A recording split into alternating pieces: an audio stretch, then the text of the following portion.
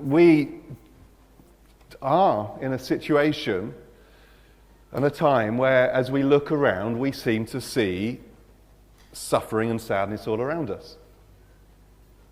As we look on a global scale, we see war.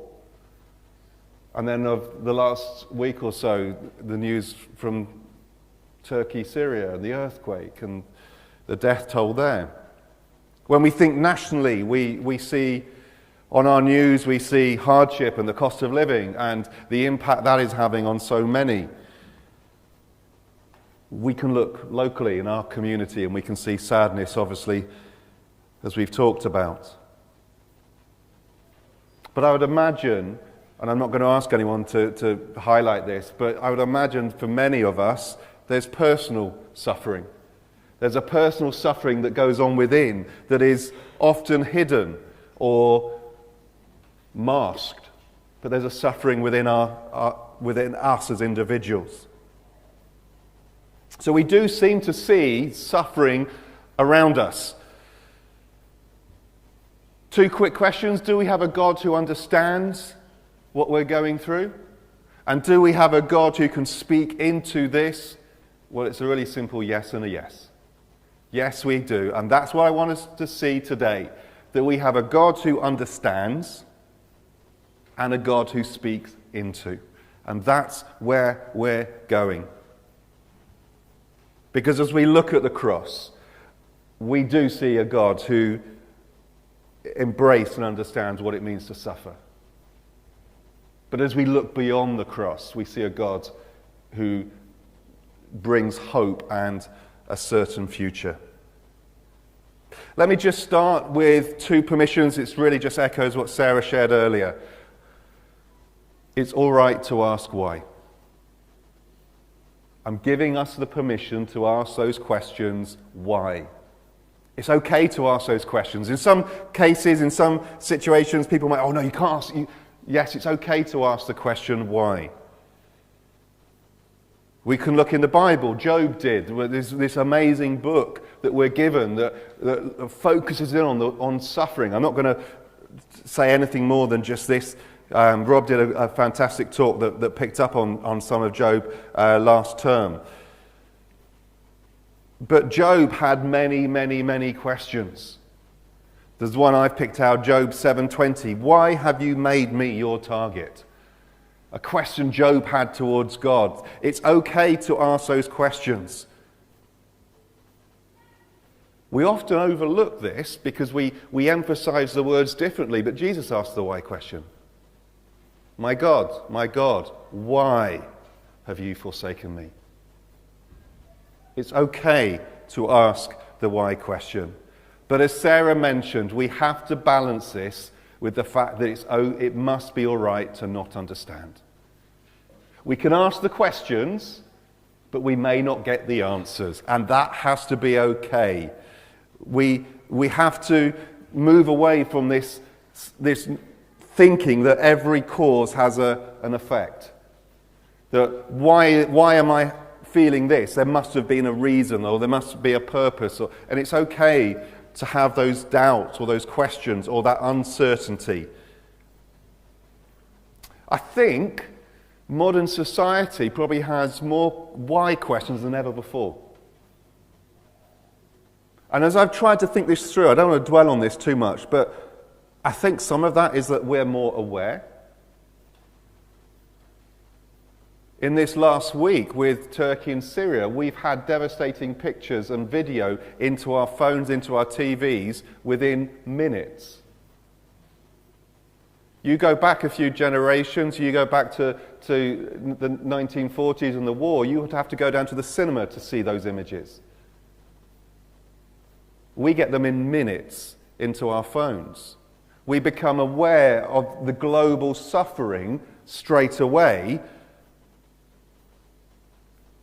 There's also something, and again, I don't want to go too far down this route, but we live in a society where, rightly so, human rights have been elevated. But I think sometimes our personal rights then start to go above God's right. And we need to keep the balance that God is God, we're not. Yes, we as people have rights and we need to be, but we're not gods. And I think we need to keep that balance. Whilst I was doing some background reading and research, and I picked up a talk a friend did at a conference recently as well, I came across a German modern theologian, Jürgen Moltmann. Now, Jürgen Moltmann, I did a little bit of background. He was born in 1926 in Germany, and at the age of 16, he was drafted into military service in the German army. And he worked in the German Air Force. He was an anti-aircraft, whatever they're called, but stationed there. He saw the horrors of war. From the other side, he saw the horrors of war. He was stationed in Hamburg, his home city, on one of the nights when the Allied forces did a bombing raid and 40,000 people in Hamburg were killed, including the person, his friend, stood next to him. He saw these horrors of war. In 1945, aged 18, he was on the front line. He surrendered to the Allied forces and was then put into captivity and was then brought back as a prisoner of war into the UK for a number of years. He was in prison from 45 through to 1948. It was whilst he was there, he was then confronted with the horrors of the concentration camps. Because part of the process I think they went through as German prisoners of war was to try and help them see the balance of what was happening. And so he was then confronted with the horrors of horrendous things that his countrymen, his brothers and sisters in his nation had done. It was also during that time that he met Christians, both German Christians in the prison, but also the chaplains. An American chaplain gave him the gospel. He was then stationed he was stationed just up the road at a village called Cookney, up North Nottinghamshire, just north of Warsaw. And he says of that time, I didn't find Christ, he found me. So this is a man who then, because of that experience of his childhood and youth, has done a lot of thinking and a lot of questioning and a lot of research into this whole thing of suffering.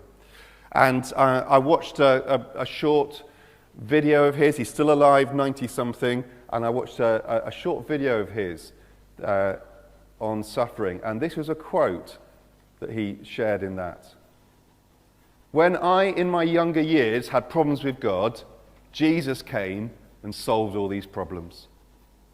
People will have problems with God. They won't have problems with Christ. And therefore, without Christ, I certainly would be an atheist as the other members of my family. Because looking into human history, I am not convinced there is a God with everything under control. Looking into nature, at tsunamis, etc., and thinking God exists and that this God is love to human beings and to the rest of creation would never have occurred to me. I am only convinced by the existence of God and that this God is love by Jesus.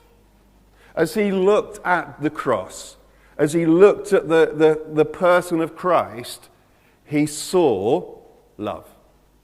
And he saw this God of love. And for a few minutes, I want us just to think about Jesus, the suffering God. Now, in theological terms, I forgot to change this. It should be with an I, impassible, not impassable. Impassable means you can't get past it. That should read impassible, not impassive. It's a theological term we use of God, that he's impassible. That simply means not that he's unfeeling or uncaring, but our actions cannot cause him harm. That we cannot hurt God. It's not that he cannot feel pain, but we cannot impose that upon him. So Jesus' sufferings were his choice. Jesus chose to go to the cross. Jesus wasn't compelled, he wasn't forced, he wasn't browbeaten, it wasn't the Romans, it wasn't the Jews, it was his choice. And this shows me that we have a God who is involved. Jesus was involved, he was engaged in our lives, in what we walk through. You could use the phrase getting his hands dirty. We talk about that, how people get involved in things. But he wasn't detached. It's not a God who is detached, distant, or unfeeling, but a God who is engaged and connected. Really choreographed in the back, it hasn't. This is God at work, with Martin reading from Isaiah 53. So apologies, that writing's slightly small there, but I just thought, as we look at Isaiah 53, we see the suffering that Christ went through. This is written hundreds of years before. But we see the emotional and the relational suffering that Christ went through. And that's the writing I've got there in white. He was despised and rejected, a man of sorrows, acquainted with deepest fit grief. We turned our backs on him and acquainted with deepest fit grief. We turned our backs on him and looked the other way. He was despised and we did not care. A bit later on, he was oppressed and treated harshly, yet he never said a word. And at the bottom, he had done no wrong and had never deceived anyone, but he was buried like a criminal. He was put in a rich man's grave. There was emotional and relational suffering that Christ went through on our behalfs. We can also look at the physical suffering that he went through. There's just that line there, but he was pierced for our rebellion, crushed for our sin. He was beaten so we could be whole. He was whipped so we could be healed. And we could dwell there on the physical suffering, the agony of the cross. But there's also the spiritual suffering that Christ went through on our behalfs. All of us, like sheep, have strayed away. We have left God's path to follow our own, yet the Lord laid on him the sins of all of us. I was just thinking about that. You know that moment when you do something wrong and you know you've done something wrong, you get that horrible kind of sinking feeling, do people know that feeling? You get in the... Can you imagine that feeling multiplied by 7 or 10 billion?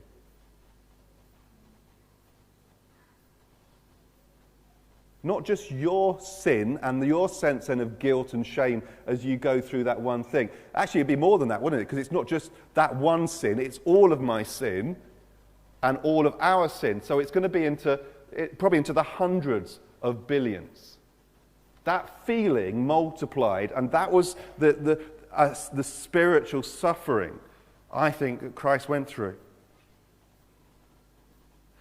I used that phrase, my God, why have you forsaken me? And that is this separation within the Trinity. Are you aware that within the Trinity there had never been any separation? That the Trinity, the relationship, had existed for all eternity. It wasn't a marriage that had been there for 10, 20, 30, 40, 80 years. It was eternity. And suddenly there's a sense of separation. The Bible doesn't really talk about this, but I wonder what sense of grief the Father went through as well at that moment. Of separation, of loss. This is a God in Christ who knows what we're walking through, who's experienced what we are walking through. We could go beyond these moments and we could look at the life of Jesus, born into trauma as a refugee.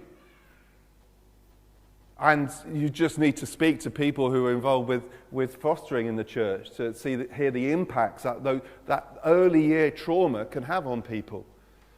Experience the pain of grief and bereavement as we read through Scripture of different with Lazarus and others.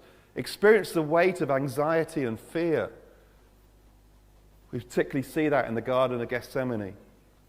Experience the pain of relational tension and breakdown, being rejected, being spurned, seeing your popularity go from here right down to nothing.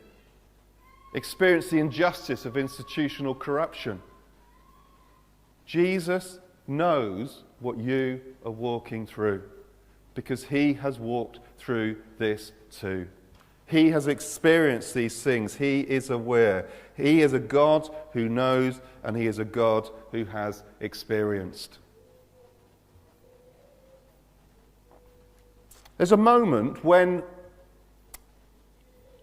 you're ill, or you're going through a serious illness and you're aware of it. You can have a number of kinds of friends that can get around you. You can have the friend who is oblivious to what you're walking through. Oh, you'll be all right, don't worry. You'll get through it. You'll be fine. Don't worry about it. It'll be easy. It'll be easy. You'll sail through this situation.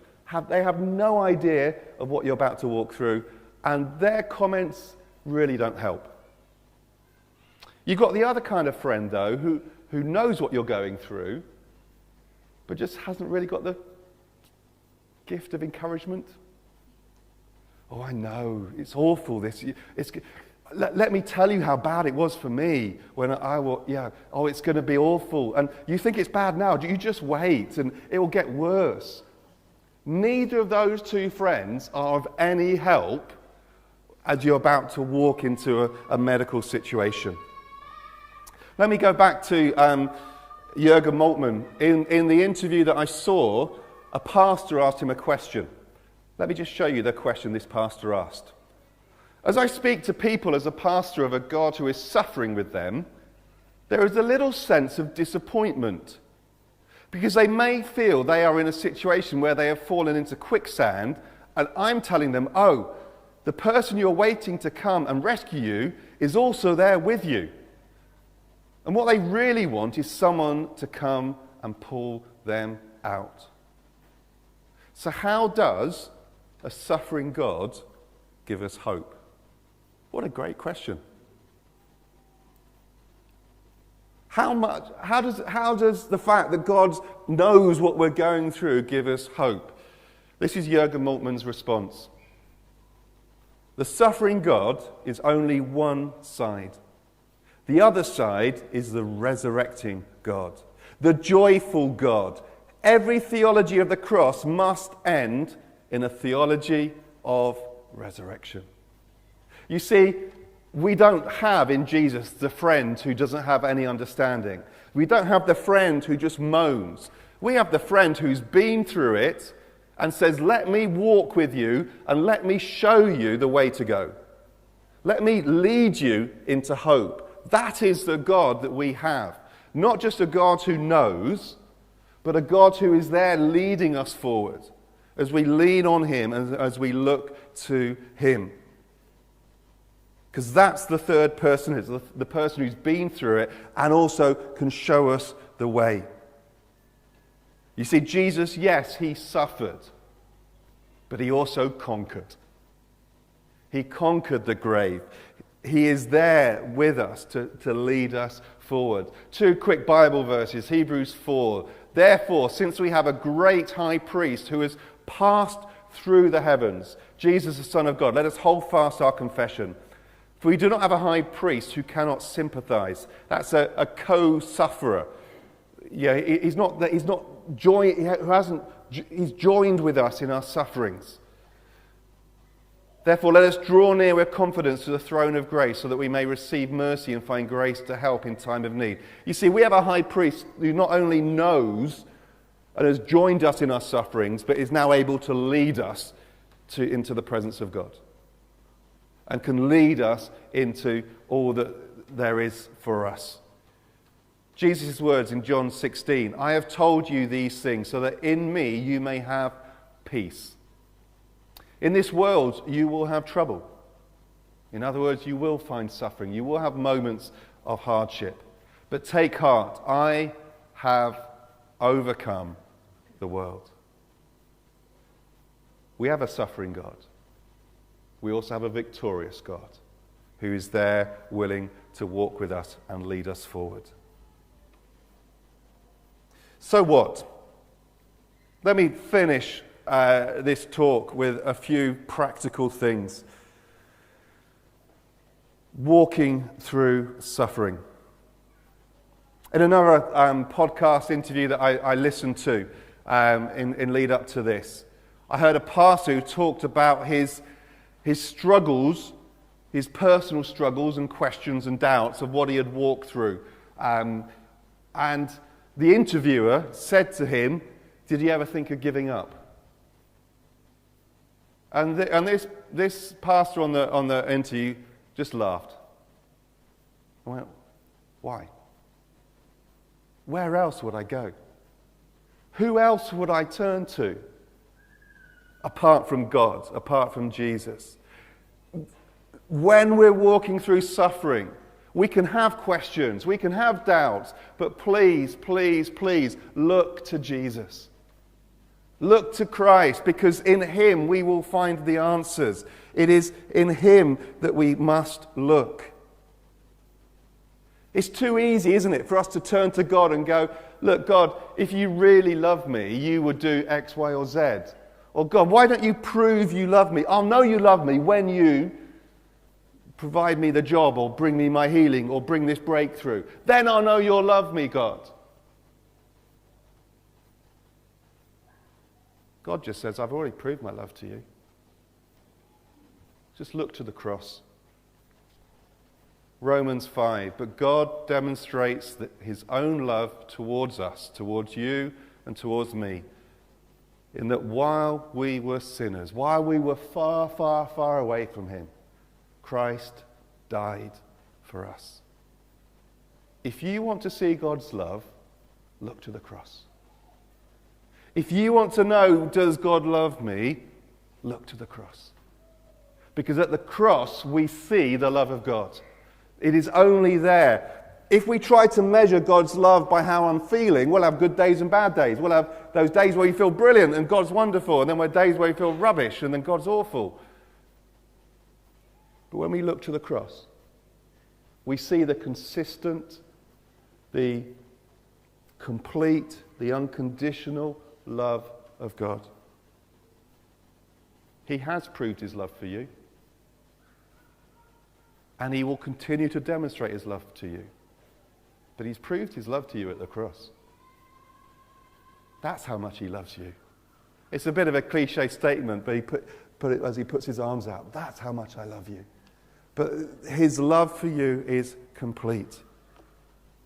So what do we need to do? We need to lean in. We need to lean into Jesus. We need to push into him. We need to... It's that imagery of the hug, isn't it? Of just holding, of being held. We can have our questions. We can have our doubts. We can hold on to the reality of not knowing. But in all, we have to look to Jesus. We have to choose to lean into him. I was trying to think of a sort of a picture just to finish this. But there's a sense for you and I that in that moment of doubt or suffering or questions, we can be bombarded with voices. And it's the old cartoon, the devil and the angel, but it's not it's Jesus. But we can have the devil there going, "Where's God? Where's your God now? Surely, if God loved you, he would..." And we can lean into those doubts and allow those mistruths to pull us away from God. Or we lean into Jesus. And we hear his words, "In me you may have peace. In this world you will have trouble, but take heart, I have overcome the world." As you lean into me, know that I am the overcomer. Or at the end in Matthew 28, "And surely I am with you always, to the very end of this age." We have a God that we can lean into. We have a God who knows what you are walking through, and we have a God who we can lean into and just receive what we need to today. I'm going to invite Claire and the band back because I want us just to take a moment. I've picked a song that really just allows us to pause for a moment, because I want to give us the opportunity to lean into God, to just take a moment to go, God, I need you. And it may be that you want to sing it, it may be you just want to sit there and just receive. But whatever, please, please, please, choose at this moment, whatever you are personally walking through, whatever you as an individual are struggling with, choose to look to the cross so you can see the love of Jesus for you, and choose to lean into Jesus and receive all that he has for you.